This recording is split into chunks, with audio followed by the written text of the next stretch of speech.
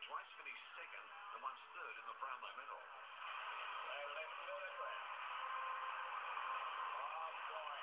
What a reset. Finally, at the ripe old age of 31, he won the game's highest individual honour. He also became only the fourth footballer to be honoured with an MBE.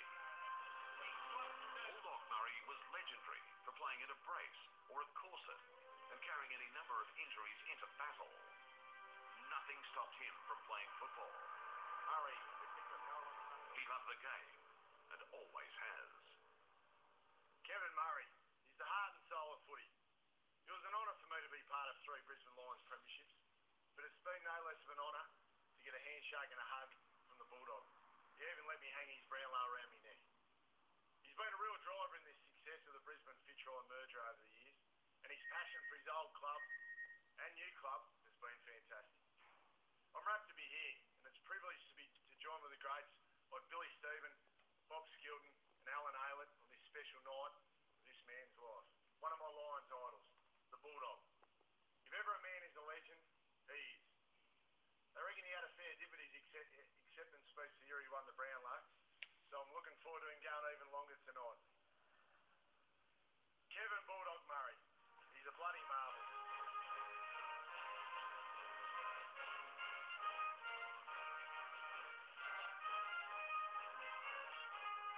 Kevin Murray, we've got a lot of years to traverse here. You join Hayden Bunton Sr.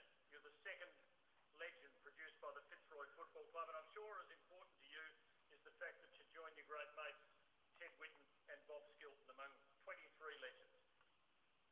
Yes, Timmy, it's an amazing feeling, really, because we just had something special going when we played for Victoria. I don't want to skip the journey entirely, but when you got to break the game's record, 19 years after it had all begun, there was a giant banner erected for you, and it said, "Fitzroy is my life." Later on, of course, you helped so symbolically and importantly build the bridge, the Lions Bridge to Brisbane. So despite the fact that you spent a career at this club that had virtually no success, you played in 2 finals among your 333 games, and Lou said you chose the wrong club. Clearly, you don't think you did.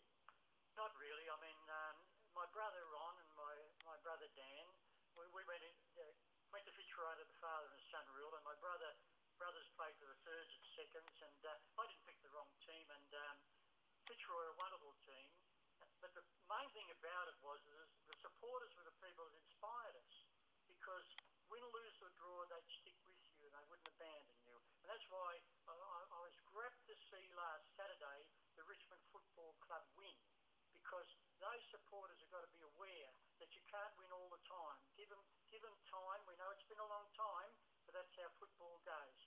Back them up to the hilt, because that was one spirit of the Fitzroy that was instilled in us. You made great friends. When you went to Western Australia and you captained and coached WA at the 66 Carnival in Hobart, you led them against Victoria on the last day of the Carnival. How did you go? Running into Skilton and Whitten and company. No, I didn't run into Skilton because thank Christ he wasn't playing. I gave us a big chance of beating Victoria, even though I'd been captain 2 years earlier.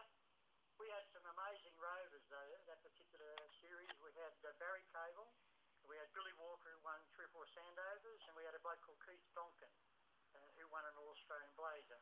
And we got through to play Victoria for the premiership, for the Carnival, and the last thing I said, they were giving 12 goals in WA. The last thing I said to my players, the West Australian players, was that, look, you know that I was captain of Victoria and a lot of my mates are out there. I said, but listen, I'm going to hit them twice as hard, because when you play this game, you mean business. And that's the way it's got to be played.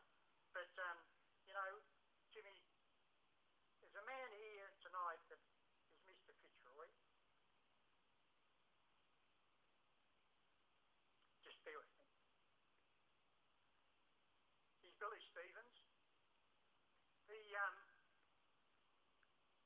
coached Fitzroy for 16 years, 3 times. Coached Essendon. Was assistant coach to Barras in the heydays. And he gave me the opportunity, same as Len did. He gave me the opportunity to play with Fitzroy.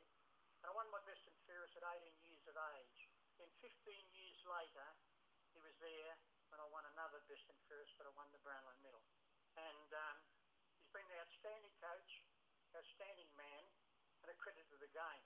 Are there any more thank yous you'd like to say, Kevin? It's your moment. It's your night. Believe me, I was a real knockabout. I really was. And I had some great friends when I was a kid of 13. Billy Sarong, who was a great Collingwood footballer, and won the North Melbourne best and first when we went to North Melbourne. And I'd like to say a little special thing here. The Weed's here somewhere, Murray Wiedemann. He's here somewhere. He's a legendary Collingwood player and a great captain. The bastard got me 3 years, and I never got even with him, you know. It nearly happened one night in the Collingwood Social Club when we all had a few pots, and nearly happened out in the street. And, you know, I'll regret that day till the day I die. It's wonderful to be here. I'm very, very grateful to the AFL and the Commission that have made me a legend. Those people that I played with, E.J. Whitten, I've got my old mate Stretch here. I often go down to sea down Campbell's Cove, and I cross the E.J. Whitten Bridge. And I say to E.J., I'm heading down to Stretch's to have a few stubbies with him, E.J.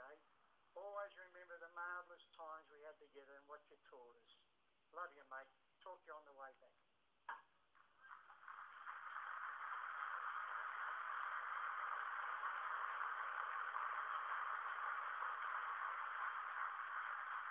There is nothing more to be said. 9-time best and fairest at his club, a record that's unsurpassed. He won a Brownlow medal at 31, the oldest man to do so.